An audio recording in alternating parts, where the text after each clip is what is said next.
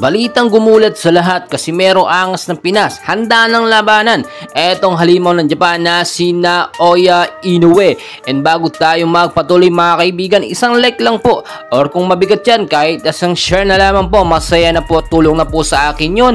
Maraming salamat po. So mainit pa rin po na pinag-uusapan.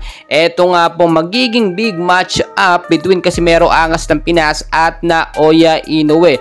Kung matatandaan po ninyo, nagkaroon na ng bagong boxing promotion itong si Casimero Angas ng Pinas. Sinasop na dumadaan sa matinding training si Alas para nga sa kanyang magiging bigating laban. Inaasahan po ngayon 2024 isa hanggang dalawang match or laban ang posibleng maikasa dito kay Casimero, at isa na nga po doon ang laban niya kay Naoya Inoue. Recently lang talaga nagbigay na ng post or nagpahiwatig na itong si Casimero sa buksingerong kanyang makakalaban, at wala naman siyang ibang pinariringgan dyan at gusto talagang makakalaban. Dati pa hinahamon niya walang iba kundi halimaw ng Japan na si Naoya Inoue. Samantalang sa kampo naman ni Inoue, wala silang magagawa at hindi sila pwedeng tumanggi kapag top rank na CEO na ang nagpa-unlock sa kanila lumaban dito kay Alas, at sa Amerika po mangyayari ang laban. So tulad ng aking sinasabi, never po mangyayari sa Japan ang laban kapag mataas po na top rank CEO ang nag-approve ng laban nila,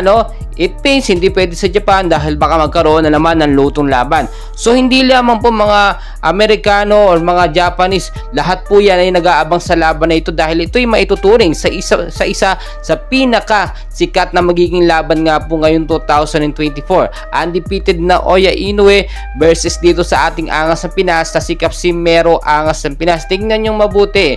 Ngayon nga po kahit wala pang laban itong si Angas ng Pinas, or may nagsasabi nagkakaroon nga daw po ng tune-up fight, pero hindi pa naman yung sigurado. Kahit nga po ang MP pinipigilan yung mga laban ni Alas, gusto ilaban ito si Tapales dito kay Casimero, para nga mapatunayan kung sino daw ang magaling. Well, hindi na dapat dyan pag-usapan pa dahil ilang beses na nga po napatunayan ni Angas ng Pinas na mas magaling siya kung ikukumpara dito kay Marlon Tapales. Sayang nga lang po hindi si Casimero ang nakalaban ni Inoue noong nakaraang Disyembre.